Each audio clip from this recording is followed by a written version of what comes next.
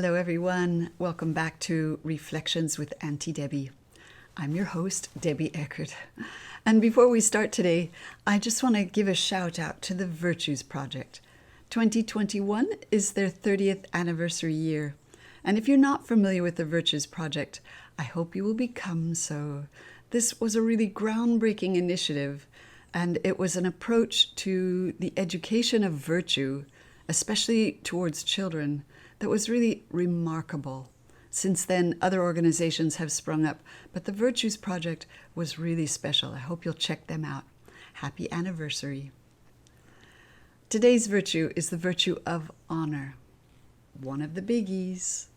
And honor, in Arabic, the word for honor is sharaf. And the original meaning of sharaf is to look from a high place. I might have mentioned that to you before, but I just love that image because it conveys so well the feeling of this virtue of honor, to look from a high place. If you've ever had that experience where you've climbed a hill or a mountain and then you've looked out at this vast panorama below you and you feel your whole being swell because your vision has been broadened so dramatically.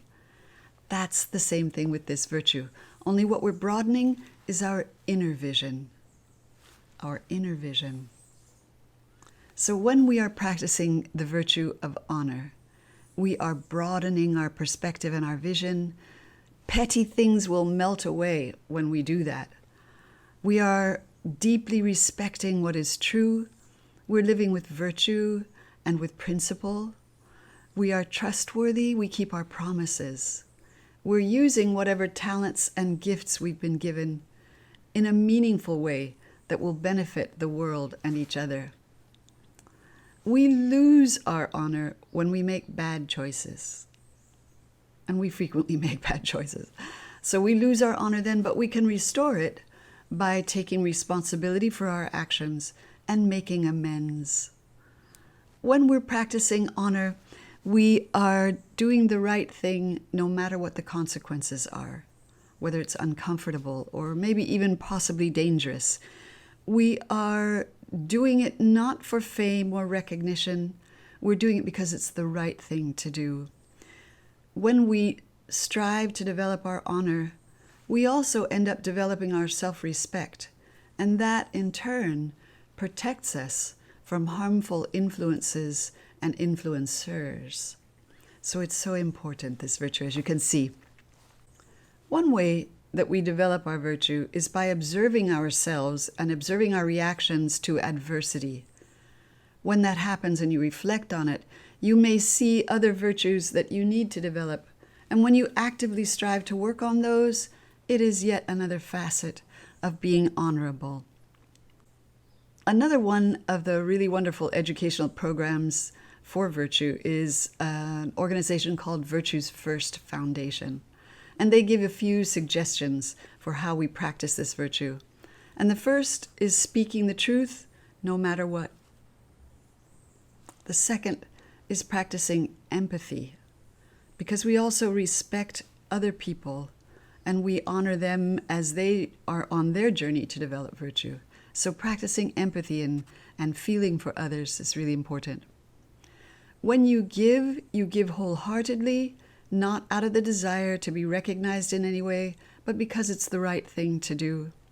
And the other thing that's really important is that you seek to develop the virtue of forgiveness and the ability to be able to freely forgive. I want to share with you two quotes that I love on this subject. And the first is by Bruce Lee, one of the most famous martial artists ever. And this is what he wrote. I think it's quite profound.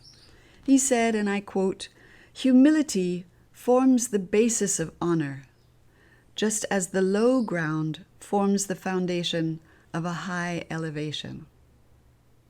In other words, humility has to be high on our priority list when we're practicing this virtue. Because as we said, it's a lifelong process, and we are going to make mistakes, lots of them. We have to be able to forgive ourselves, and we also have to remain humble about the whole process. In addition, we don't judge other people. We don't know where they are on their journey.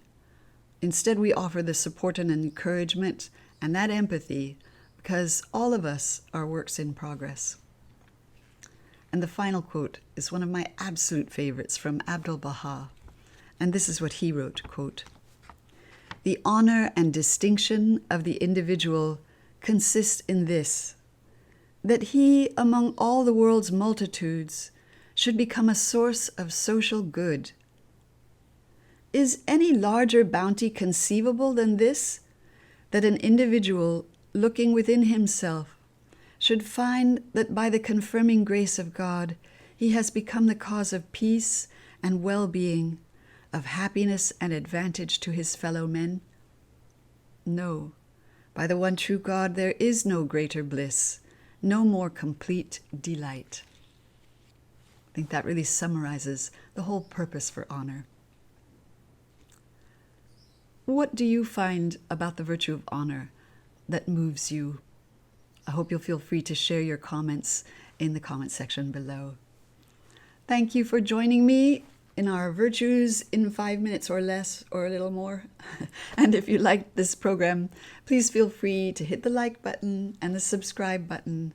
And if you are moved by these efforts, and if you too feel how important education for virtue is in our world, then I welcome you to visit my Patreon page.